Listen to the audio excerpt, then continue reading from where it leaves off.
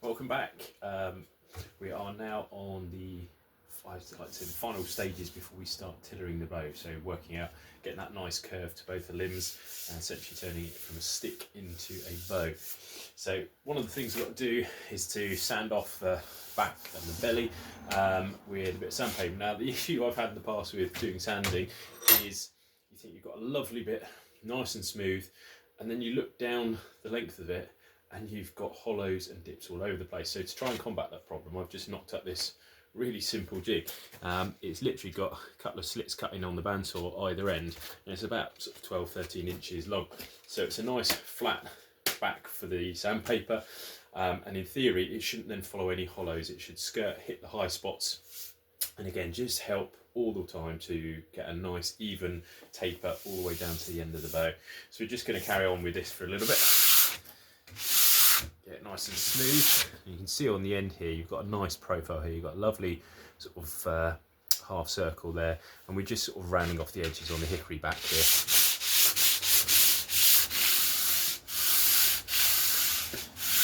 Again, using this feels very much like using a plane, but obviously with sandpaper or a surfform like this, but again it's much less aggressive. And the beauty is, oh hello, always helps if you clamp it properly in the vise. The beauty with this little device is obviously you can switch out the grits.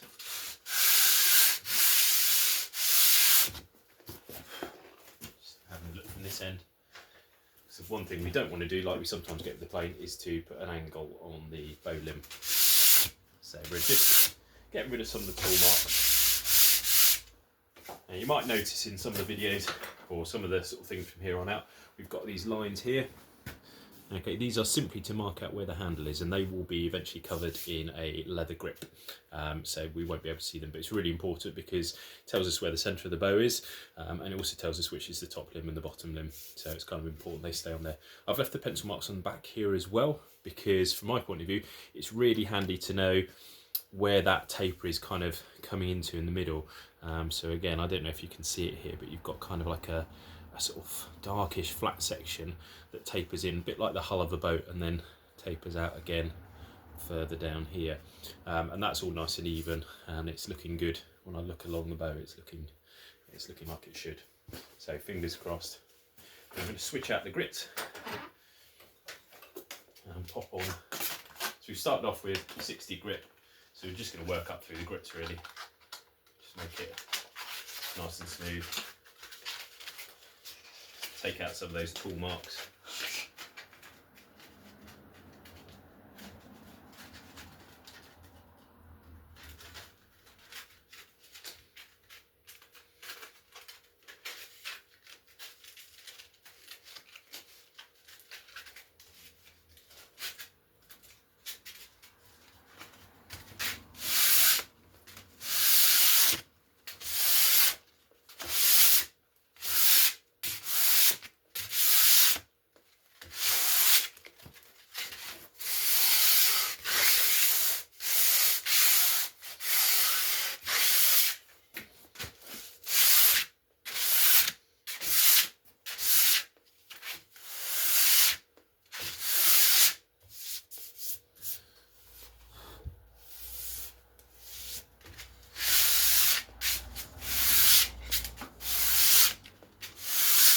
Funny as we do this, every little bit that goes on for the shaping of the bow, it really feels like this bow's starting to kind of come alive.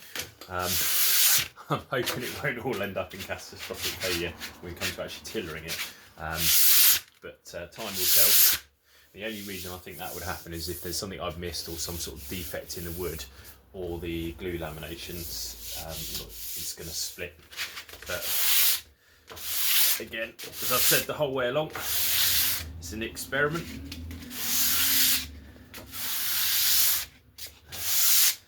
If you never made any mistakes, you never made anything. Just being careful on this end bit not to take too much off.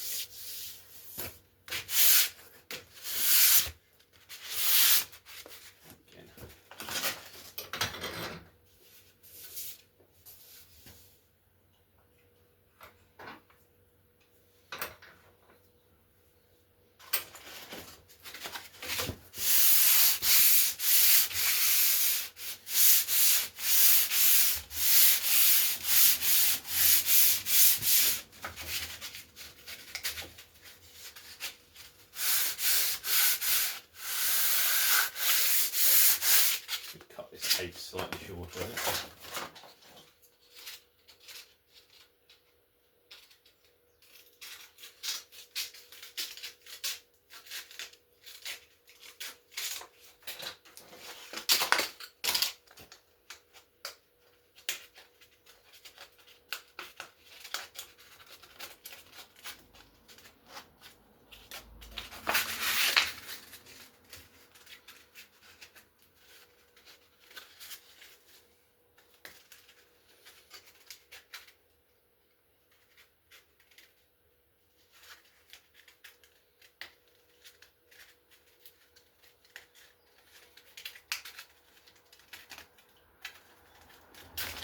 That's a bit better.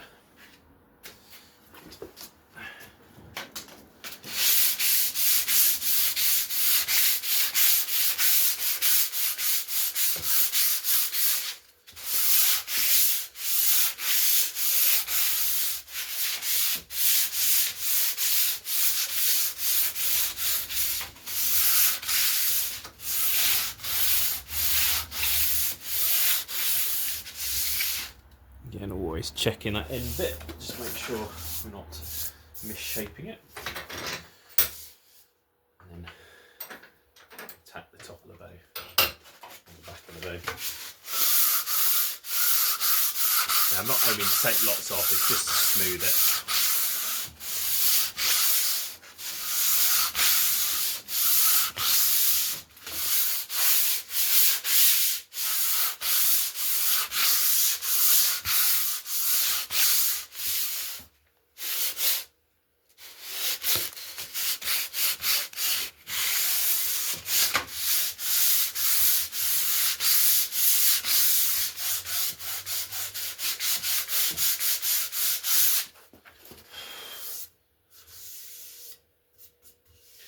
Something that we've yet to be able to convey on video is how smooth or how something feels, but maybe one day.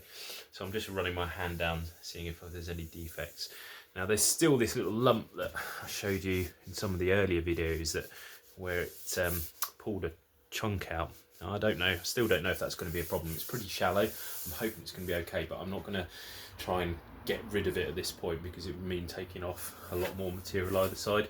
And again, there's a tiny imperfection here as well. Again, I'm hoping, there's a lot of hope that goes on, that it's not going to be a catastrophic failure. The thing is, if it is, I'll learn something from it because I know the tolerances of that wood then. If it's okay, again, I know sort of what I can get away with in other builds if I've got an imperfect piece of wood.